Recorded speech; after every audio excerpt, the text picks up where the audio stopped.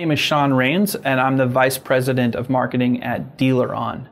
I'd like to invite you to Digital Dealer 17 coming up at the Mirage in Las Vegas, Nevada, where I will be presenting Don't Think Different, Be Different, a branding lesson that's not 20 years old. You see, today in automotive retail, a lot of dealers still believe that being family owned and operated, or the low price leader, or having the best customer service is actually differentiation when it comes to their brand. But today it's more important than ever, not just to be different, but to be distinctive with your brand. And why is that? Today's modern consumer, and that's all of us, well, we don't trust traditional advertising. We don't believe in brands and companies anymore because of transparency. Well, I'm going to help you understand good and bad brand differentiation and distinctiveness, and give you some great tips to go right back to your dealership and implement them as soon as you get back from Digital Dealer 17.